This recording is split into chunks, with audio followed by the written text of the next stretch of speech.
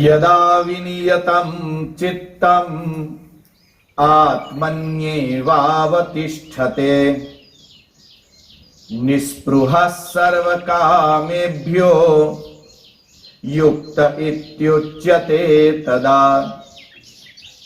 इस प्रकार योग के अभ्यास से अत्यंत वश में किया हुआ चित्त जिस काल में परमात्मा में ही भली प्रकार स्थित हो जाता है, उस काल में संपूर्ण कामनाओं से स्पृहा रहित हुआ पुरुष योग युक्त ऐसा कहा जाता है।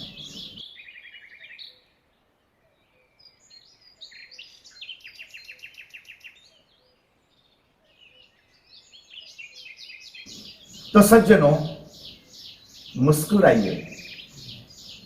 आप सभी को मेरा प्रणाम।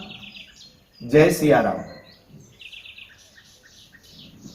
आत्मसंयम चिंतन सत्र की यह यात्रा कन्या गुरुकुल के लाभार्थ मानवता मिशन द्वारा आयोजित इस आत्मसंयम चिंतन सत्र में आपका स्वागत है। सज्जनों, भगवान श्री कृष्ण कहते हैं कि जो युक्त हो सका। आगे के मंत्र में भगवान श्री कृष्ण हमें बताते हैं कि निस्पृह सर्व कामेभ्यो, जो आत्मसंयमी साधक अब स्पृहा रहित हो सका, जिसकी सारी वासनाएं अब समाप्त हो सकी, ऐसा निस्पृह आत्मसंयमी योगी युक्त होकर योगारूढ़ हो सकता है। हमारे साथ आज प्रत्येक युवक सफल होना चाहता है, सफलता के शिखर को उपलब्ध होना चाहता है।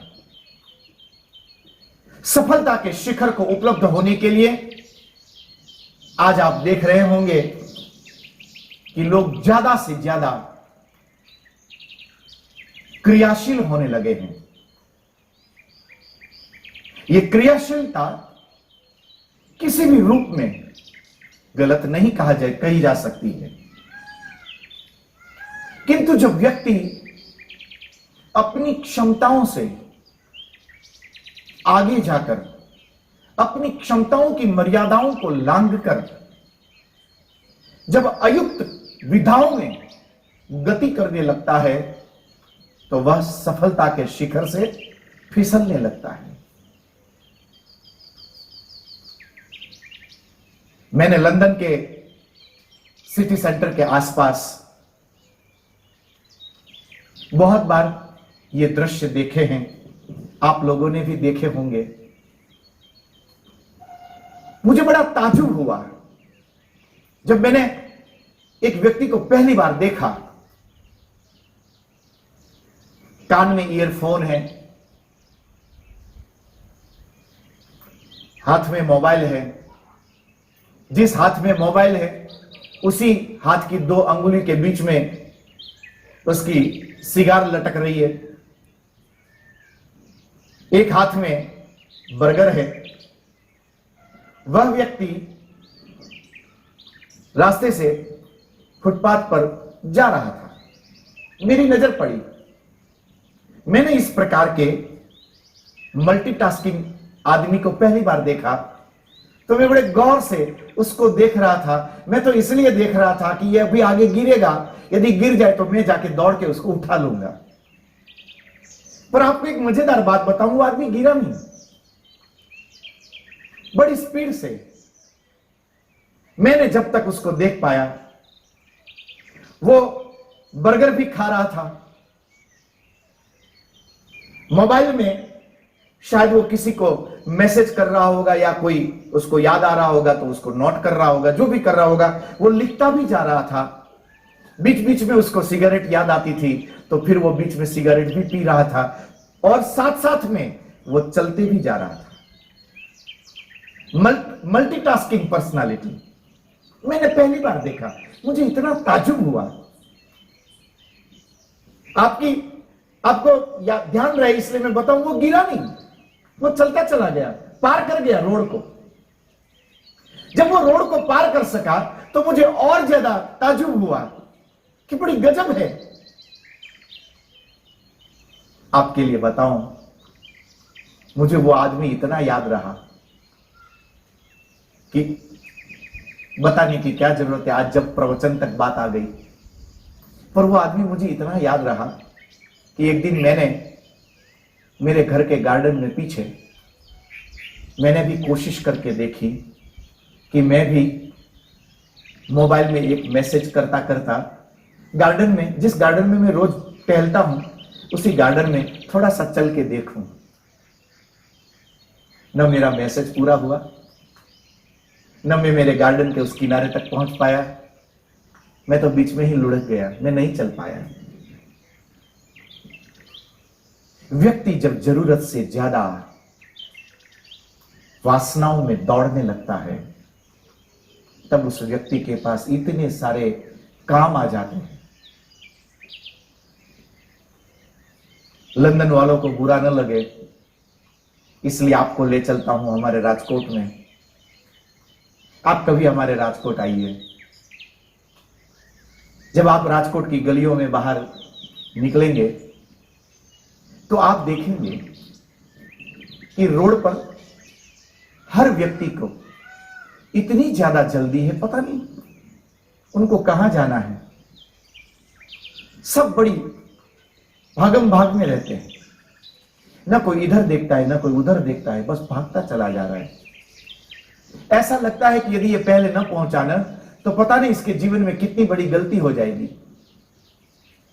पर 2-3 बार यदि आप उस रोड से निकलेंगे तो आपको कभी ना कभी एक आध दृश्य ऐसा देखने को मिलेगा कि जो भागता हुआ, इतना दौड़ता हुआ, जो इतनी जल्दबाजी में जा रहा था, वो क्या कहां जा रहा है? थोड़ा ही आगे, थोड़ा ही आगे जब आप पहुंचोगे वहां तो मालूम पड़ेगा कि वहां वो अपनी गाड़ी को पार्क करके किसी पान की दुकान से सिगरेट खरीद रहा है। इसको जल्दी बस केवल उतनी थी कि वो सिगरेट ले ले। अयुक्त भगवान श्री कृष्ण यहां पर कहते हैं कि निस्पृह सर्व कामेभ्यो, जो व्यक्ति स्पृहा रहित हो सका। ये जो स्पृहा, ये जो वासना, ये जो डिजायर है, ये वासना व्यक्ति की तभी मिट सकती है जब व्यक्ति युक्त हो सका, जब व्यक्ति सहज हो सका। हर व्यक्ति को सफलता के शिखर पर पहुंचना है, क्योंकि सफलता के शिखर पर पहुंचना यह सच में आपकी नियति है। पर मुझे सफल होना है, मैं सक्सेस हो जाऊं। यह सक्सेस होना यह किसी मिठाई के बॉक्स को खोलकर उसमें से एक पेड़े खाने जैसा नहीं है। पूरी जिंदगी लगती है। आप अपने हर छोटे छोटे काम में भी सक्सेस होते चले जाते हैं। यह आपका हर छोटी छोटी क्रियाओं में सक्सेस होना यही बता रहा है कि आप युक्त होते चले जा रहे हैं। घर से जब आप निकले, आपका छोटा सा बालक प्रांगण में खेल रहा है, वो यदि आपके सामने देखे और यदि आप 2 मिनट उसके लिए दे सको, उसके गाल को छू सको, उसके माथे पर हाथ फेरा सको, उसको गले लगा सको, पत्नी को इशारे से कह सको कि आज ऑफिस से जल्दी आने की कोशिश करूंगा, फिर भले ही ऑफिस आपकी 5 बजे पूरी होती हो, आप 6 बजे तक काम करो। घर आकर फिर अपनी पत्नी को कह सको कि मन तो था कि आज जल्दी आ जाओ, पर काम इतना था कि 1 घंटा मुझे ज्यादा काम करना पड़ा। हर आपकी छोटी छोटी क्रियाओं में आपकी सफलता सन्निहित होती है। जो यहां पर इन छोटी छोटी क्रियाओं में सफलता को जो लात मार सका, याद रखना वह युवान जीवन में मिलने वाली सबसे बड़ी सफलता को भी अनजाने में लात मार देगा। सफलता कोई ऐसा ताज नहीं है कि 4 लोग आपके दरवाजे को खटखटाएंगे, आप दरवाजा खोलेंगे और अचानक से आप पाएंगे कि 4 लोग आपको वो सफलता का ताज पहनाने आए हैं। इस दुनिया में कोई किसी को भी सफलता का ताज पहनाने नहीं आता है। जो युक्त हो सका, जो सहज हो सका, जो समत्व को उपलब्ध हो सका, जो स्पृहा रहित हो सका, वही युवक, वही व्यक्ति जीवन की सफलता को, आत्मबोध को, आत्मचिंतन को उपलब्ध हो सकता है। आपकी हर क्रिया उसमें युक्तता, सुबह उठकर ब्रश करना और ब्रश करके ब्रश को कहीं छोड़ देना, टूथपेस्ट को कहीं छोड़ देना,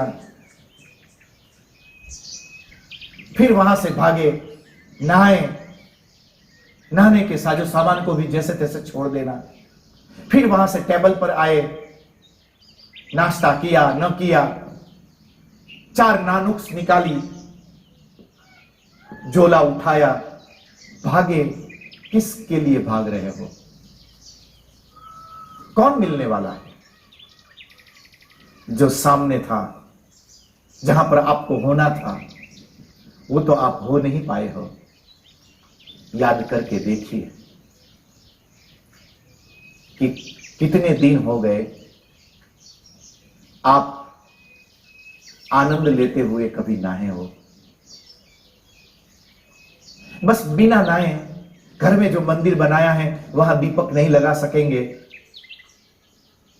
अथवा तो बिना नहाए, नए कपड़े पहने बगैर, परफ्यूम लगाए बगैर, ठीक से बाल बनाए बगैर यदि ऑफिस जाएंगे तो ऑफिस के लोगों के बीच में हम कैसे लगेंगे? हम नहाते भी हैं तो किसी और के लिए, हम कपड़े भी पहनते हैं तो किसी और के लिए, हम परफ्यूम भी लगाते हैं तो किसी और के लिए, हम बाल भी बनाते हैं तो किसी और के लिए। सुबह उठते ही जो खुद के लिए ठीक से स्नान न कर सका,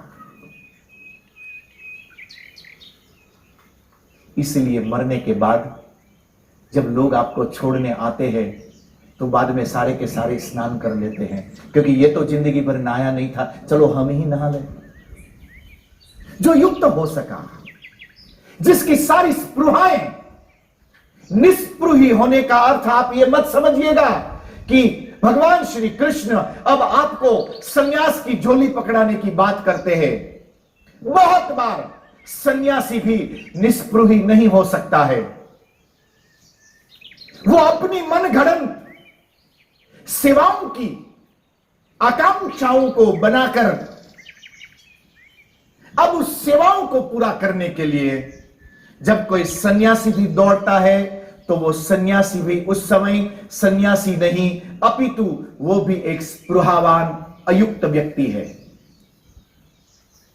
जो ईश्वर प्राप्ति के लिए, जो ब्रह्म चिंतन के लिए, जो अपना सब कुछ त्याग सका है, ऐसा सब कुछ त्यागने वाला व्यक्ति यदि उस घड़ी तक युक्त रह सकता तो उस सन्यासी का आपके सामने आकर केवल मुस्कुराना उसके भीतर जग रहे सारे संकल्पों को पूरा करने की प्रेरणा वह आपको दे सकता है। जब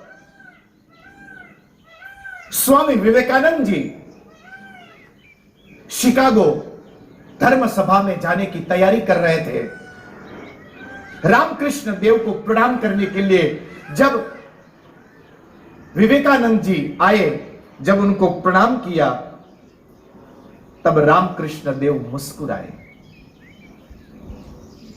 जिनका शिष्य आज भारत की ओर से, हिंदू धर्म की ओर से अपनी उपस्थिति दर्ज कराने के लिए इतनी बड़ी धर्म सभा में जा रहा हो, उसके गुरु के भीतर उस शिष्य के लिए कितना गौरव होगा। किंतु उसी सहजता के साथ रामकृष्ण देव ने विवेकानंद के माथे पर हाथ फेराया, मुस्कुराए और कहा कि बेटा, निश्चिंत होकर शेर की तरह खड़े होना। जब तू बोलेगा तब मैं तेरे भीतर आकर बोलना शुरू करूंगा। काली तुझे सफलता दे। रामकृष्ण देव के यही शब्द उसी समय स्वामी विवेकानंद जी की सफलता को लिख चुकी थी। किंतु देखिए, अभी स्वामी विवेकानंद जी युवा है। उस झुके हुए युवा ने मन ही मन विचार किया कि देव भी तो कभी कभी बहुत ज्यादती करते हैं, क्योंकि रामकृष्ण देव कोई पढ़े लिखे थे नहीं। बोले उनको पता भी है कि मैं इतनी बड़ी सभा में आज बोलने के लिए जा रहा हूं। भीतर ही भीतर मुस्कुराए, चल बसे। पहुंचे शिकागो। जब धर्म सभा में खड़े हुए और पहले 3 शब्द बोले, यह घटना आप जानते हैं कि अविरत मिनटों तक उस हॉल में तालियां बजती रही। जब जहां पर खड़े होकर स्वामी विवेकानंद ने प्रवचन दिया था और जो डायस बना था, जब मैंने वो देखा तब मैं उसका अनुभव कर सका कि पूरा हॉल खचाखच जब लोगों से भरा होगा और स्वामी विवेकानंद उस डायस पर जब खड़े होंगे और उस डायस पर से खड़े होकर जब वो बजती हुई तालियों को देख रहे होंगे, उस समय स्वामी विवेकानंद को कितना आनंद हो रहा होगा।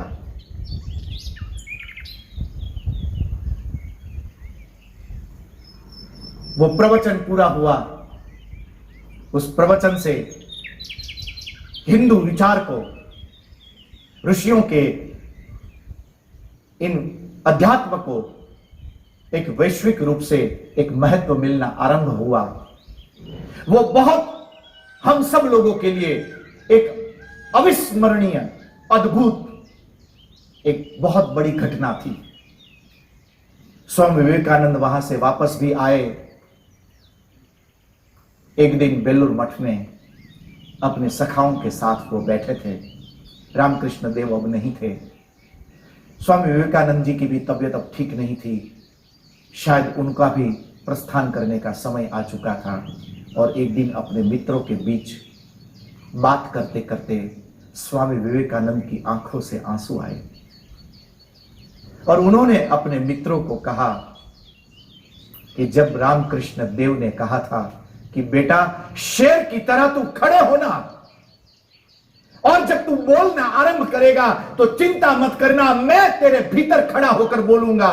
उस समय रामकृष्ण देव के उस शब्द से, उस वाक्य से मुझे हंसी आ रही थी। पर आज मुझे रामकृष्ण देव की, आज मुझे देव की याद आ रही है कि सच में वो कोई 3 शब्द इतने बड़े चमत्कारी तो थे नहीं। ऐसी क्या बात थी कि लोगों ने मेरे 3 शब्द को ही इतना अनुमोदित किया जितना आज तक इस संसार में किसी को अनुमोदन नहीं मिला। उस समय तो मैं उस बात को समझ न पाया, पर आज एहसास करता हूं कि उस समय वो 3 शब्द मेरे अपने नहीं थे, वो मेरे भीतर से देव बोल रहे थे। ऐसा बोलते बोलते उनकी आंखें भर आई। रामकृष्ण देव का स्वामी विवेकानंद के माथे पर हाथ फेराते हुए वो वाक्य कहना, उस समय रामकृष्ण देव स्पृहा रहित थे। जब कोई स्पृहा रहित व्यक्ति जो कोई भी एक्ट करता है, जो कुछ भी करता है, उसके करने में एक अद्वितीय शक्ति उसमें सन्निहित हो जाती है। स्पृहा रहित व्यक्ति जब आगे बढ़ने लगता है तब उसकी हर क्रिया में एक संगीत सा होता है, एक लयबद्धता होनी शुरू होती है। आपका सुबह उठना अपने आप में एक लयबद्धता होती है। आपका स्नान करना, आपका सजना, आपका संवरना, आपका परफ्यूम लगाना, आपका घर से निकलना, आपकी पत्नी को वापस जल्दी आ जाऊंगा ऐसा भरोसा देना, बच्चे के माथे पर हाथ फेराना, गाड़ी लेकर घर से निकलना, ये सारा सब कुछ बोझिल न रहते हुए आपके लिए एक लयबद्धता हो जाएगी, एक संगीत हो जाएगा। ऐसा एक संगीत भगवान श्री कृष्ण कहते हैं कि ऐसा स्पृहा रहित, ऐसा युवान जब एक्ट के लिए आगे बढ़ता है तो उसका हर एक्ट, उसकी हर बात, उसकी हर गतिविधि, उसका बोलना, उसका बैठना, उसका चलना, उसका काम करना, उन हर चीजों में उसकी सफलता सन्निहित होती चली जाती है।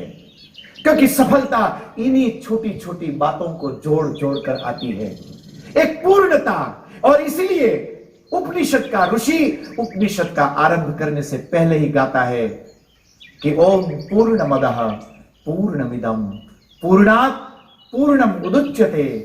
जब तक आप पूर्ण न डाल सको, जब तक आपने पूर्ण न डाला, तब तक जो उत्पन्न होगा वह पूर्ण कैसे हो सकेगा। इतना क्या घबराना कि यदि मैं न पहुंचा तो कोई और लूट लेगा। लूटने वाली वस्तु होगी तो आपके पहुंचने के बाद भी बहुत बार लोग आपकी आंखों के सामने आपको खुद को भी लूट सकते हैं। काबे अर्जुन लूटियो, वही धनुष, वही बाण, अपने एक गांडीव की प्रत्यंचा भरमात्र से, जिसके कंपन भरमात्र से 18 अक्षौहिणी सेना, जिसके हृदय कांपने लगते हो, ऐसा अर्जुन कुछ वनेचरों से लूटा गया। ये उसका लूटना, ये उस समय का राज था। हर घटना अपने आप में पूर्ण होती है। यदि आप उस समय वहां पूर्ण नहीं हैं तो आपकी अपूर्णता। और क्यों अर्जुन लूटा गया? अर्जुन लूटा, मजा आता है। देखा, अर्जुन भी लूट गया, तो यदि कोई मुझे 2-4 बार झापट लगा दे, इसमें क्या सोचना। आदमी अपमानित होकर भी भीतर से अपमान महसूस नहीं करता है, क्योंकि उसके भीतर अहंकार ज्यादा है। अहंकार से भरा आवृत एक व्यक्ति कभी भी सहज नहीं हो पाता है। उसको तो किसी की थप्पड़ में भी प्यार नजर आने लगता है। थप्पड़ भी खाएगा तब भी वहां प्यार के सपने देखेगा। यहां पर अर्जुन का लूटना इसलिए हो पाया, इसलिए अर्जुन लूटा क्योंकि उसकी संवेदना, उसका अस्तित्व, कृष्ण अब नहीं रहे। उसके साथ ही भीतर का अर्जुन चल पड़ा था। अब तो अर्जुन का शरीर भागे जा रहा था, वहां अर्जुन नहीं था। मेरे भाई बहन, सफलता आपके लिए रोज रास्ता देख रही है, किंतु ऐसे सपने मत देखो कि कोई सफलता का ताज लेकर आपका सम्मान करने आएगा। इस समय आप जहां बैठे हैं, आपका ठीक से बैठना भी आपकी सफलता का एक रहस्य है। और इस समय आपका अयुक्त बैठना आपकी सफलता का, असफलता का एक बहुत बड़ा कारण हो सकता है। सफलता हर छोटी छोटी बात में आपके साथ आपका पीछा कर रही है। तो सज्जनों, मुस्कुराइए। जब स्पृहा समाप्त होगी, आपका मुस्कुराना आरंभ हो सकेगा, क्योंकि आपका मुस्कुराना एक लयबद्धता है। आपका देखना, आपका उठना, उसमें एक लयबद्धता है, एक स्वर है।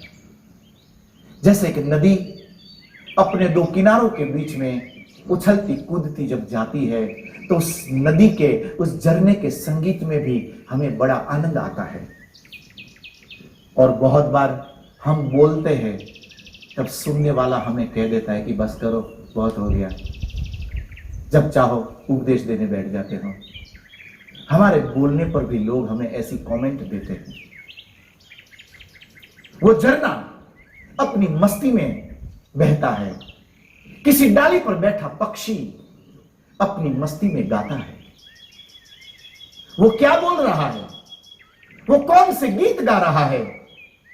आज तक न हम समझ पाए, बस हम इतना समझ पाए कि वो पक्षी मस्ती से गा रहा है। हम इतना ही समझ पाए कि वो पक्षी इस समय सुख से गा रहा है। एक पक्षी भी, एक छोटी सी चिड़िया जब चहचहाती है तो उसके चहचहाने में भी एक युक्तता होती है।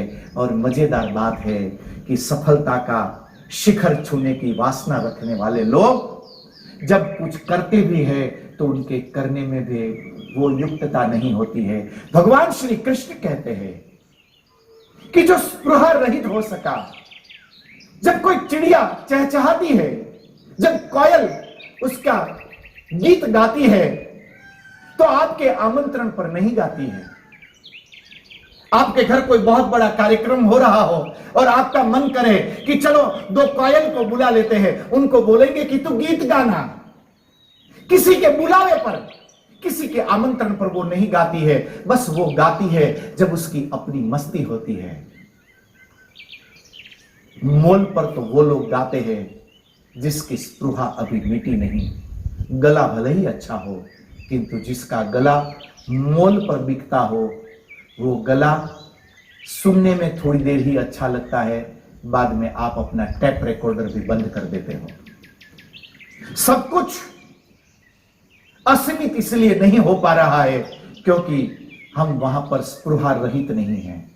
मुस्कुराओ एक स्पृहा रहित होकर। मैं तो कहता हूं कि यदि रोने का मन हो तो रो स्पृहा रहित। जैसे एक छोटा बालक रोता है, किसी खिलौने के लिए जब वो रोता है तो ऐसा लगता है कि हाँ कितना रो रहा है। जैसे ही उसके हाथ में आप वो खिलौना दे दो, 2 क्षण नहीं लगती है, क्योंकि कारण समाप्त हुआ ना, तो अब इस रोने को इतना ज्यादा क्या खींचना।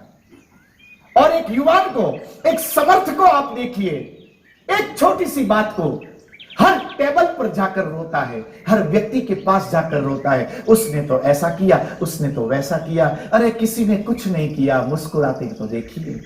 कोई कुछ कर भी नहीं सकता है। इस संसार में कोई भी व्यक्ति किसी का भी भाग्य लिख नहीं सकता है।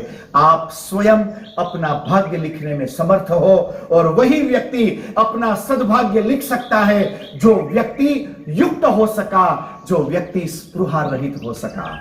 भगवान श्री कृष्ण कहते हैं कि अपने आत्मबोध की अवस्था में, अपने इस ध्यानावस्था में सतत बने रहने के लिए और समाधि तक की उस पूर्णता की यात्रा करने के लिए हर व्यक्ति को चाहिए कि वो एतदर्थ भी अपनी ओर से पूर्णता दे।